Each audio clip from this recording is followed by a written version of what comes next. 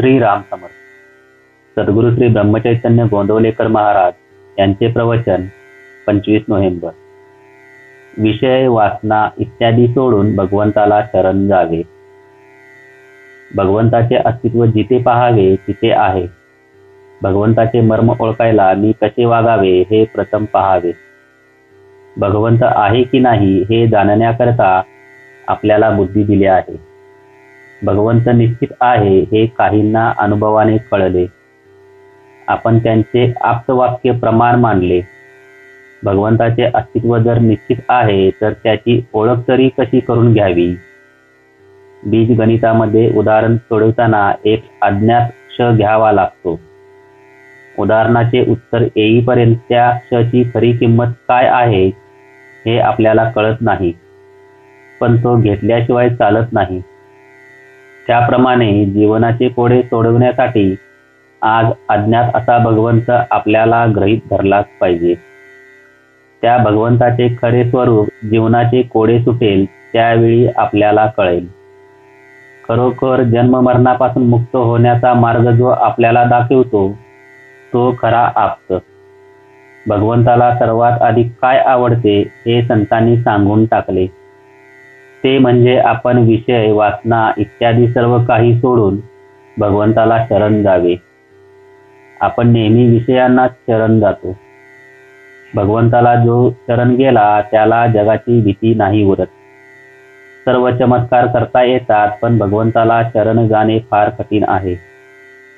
आपण जिना चढतो ते जिन्यासाठी नसून वरच्या मजल्यावर जाण्यासाठी असते. वरच्या मजल्यावर जाणे हे साध्य असून जिना हे त्याचे साधन आहे. त्याप्रमाणे तीर्थयात्रा, व्रते, नियमधर्म ही साधने असून परमेश्वर प्राप्ती हे आपले साध्य आहे. पण परमेश्वर प्राप्ती बाजूलाच राहिली आणि आपण साधनालाच घट्ट धरून बसलो आहोत. याला काय करावे? मूळ भगवंत हा निर्गुण, निराकार आणि अव्यक्त आहे, पण मनुष्य त्याला आपल्या कल्पनेमध्ये आणतो. आपल्या ठिकाणी असणारे गुण पूर्णत्वाने त्या भगवंताच्या ठिकाणी आहेत अशी आपण कल्पना करतो. याचा अर्थ असा की आपण प्रथम भगवंताला जडामध्ये पाहतो आणि मग त्याच्या नामाकडे जातो. भगवंताने केलेली ही सृष्टी आहे, तशीच सर्व जरूर आहे. तिच्यामध्ये बदल करायला नको, बदल आपल्यामध्ये करायला हवा. आपले सगळे जीवन जर भगवंताच्या हातामध्ये आहे तर मग जीवनातल्या सर्व घडामोडी त्याच्याच हातात आहेत, यात शंका कोणती?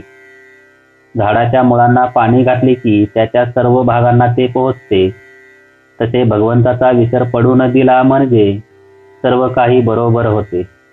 भगवंत हवासा वाटणे यामध्येच सर्व मर्म आहे. आत्मा हा समुद्रासारखा आहे. त्याचा अगदी लहान थेंब त्याप्रमाणे हा जीव आहे. त्याची ओळख होऊन आत्म्याशी समरस होणे हेच खरे तत्वज्ञान आहे.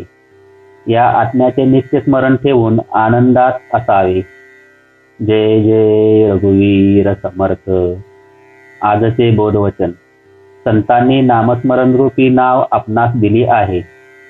त्यात विश्वासाने बसू. संत हे कर्णधार आहेत, ते आपणास पैलपार नेतील.